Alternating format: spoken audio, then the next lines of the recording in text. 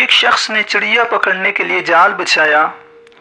اتفاق سے ایک چڑیا اس میں پھنس گئی اور شکاری نے اسے پکڑ لیا۔ چڑیا نے اس سے کہا، اے انسان، تم نے کئی ہرن، بکرے اور مرغ وغیرہ کھائے ہیں، ان چیزوں کے مقابلے میں میری کیا حقیقت ہے؟ ذرا سا گوشت ہے میرے جسم میں، اس سے تمہارا کیا بنے گا؟ تمہارا تو پیٹ بھی نہیں بھرے گا۔ لیکن اگر مجھے آزاد کر دو تو میں تمہیں 3 نصیحتیں کروں گی جن پر عمل کرنا تمہارے لیے بہت مفید ہوگا۔ ان میں سے ایک نصیحت تو ابھی کروں گی، جبکہ دوسری اس وقت جب تم مجھے چھوڑ دو گے اور میں دیوار پر جا بیٹھوں گی۔ اس کے بعد تیسری اور آخری نصیحت اس وقت کروں گی جب دیوار سے اڑ کر سامنے درخت کی شاخ پر جا بیٹھوں گی۔ اس شخص کے دل میں تجسس پیدا ہوا کہ نہ جانے چڑیا کیا ہی فائدہ مند نصیحتیں کرے۔ اس نے چڑیا کی بات مانتے ہوئے کہا، ٹھیک ہے، تم مجھے پہلی نصیحت کرو، پھر میں تمہیں چھوڑ دوں گا۔ چڑیا نے کہا، میری پہلی نصیحت یہ ہے کہ جو بات کبھی بھی نہ ہو سکتی ہو اس کا یقین مت کرنا۔ یہ سن کر اس آدمی نے چڑیا کو چھوڑ دیا اور وہ سامنے دیوار پر جا بیٹھی۔ پھر بولی، میری دوسری نصیحت یہ ہے کہ جو بات ہو جائے اس کا غم نہ کرنا۔ اور پھر کہنے لگی، اے بھلے ماس، تم نے مجھے چھوڑ کر بہت بڑی غلطی کی ہے، کیونکہ میرے پیٹ میں پاؤ بھر کا انتہائی نایاب پتھر تھا۔ اگر تم مجھے ذبح کرتے اور میرے پیٹ سے اس موتی کو نکال لیتے تو اس کے فروخت کرنے سے تمہیں اس قدر دولت حاصل ہوتی کہ تمہاری آنے والی کئی نسلوں کے لیے کافی ہوتی اور تم بہت بڑے رئیس ہو جاتے۔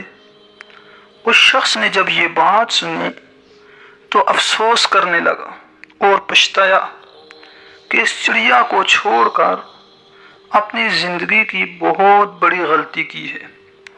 اگر اسے نہ چھوڑا ہوتا تو میری نسلوں کے لیے کافی تھا۔ چڑیا نے اسے اس طرح سوچ میں پڑے دیکھ کر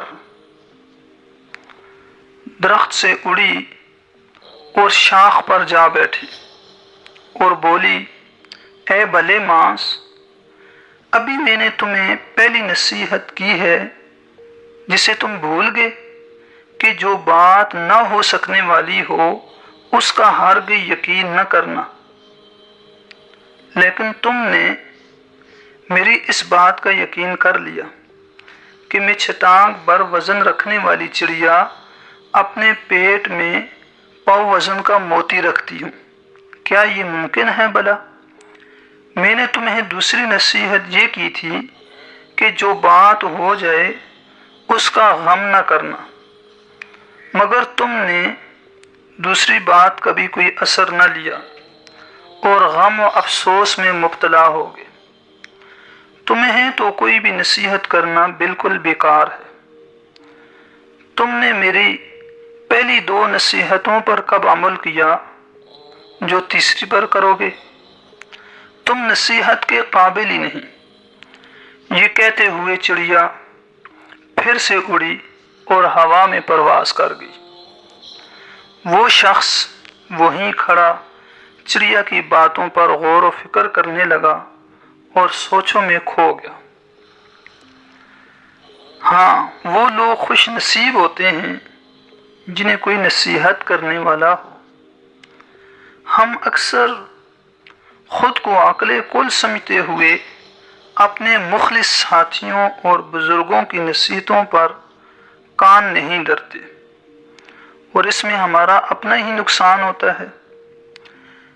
دیکھیں، یہ نصیحتیں صرف کہنے کی باتیں نہیں ہوتی کہ کسی نے کہہ لیا اور ہم نے سن لیا بس، بلکہ دانائی اور دوسروں کے تجربات سے حاصل ہونے والے انمول اثاثے ہوتے ہیں جو یقیناً ہمارے لیے مشعل راہ ثابت ہو سکتے ہیں اگر ہم ان نصیحتوں پر عمل بھی کریں۔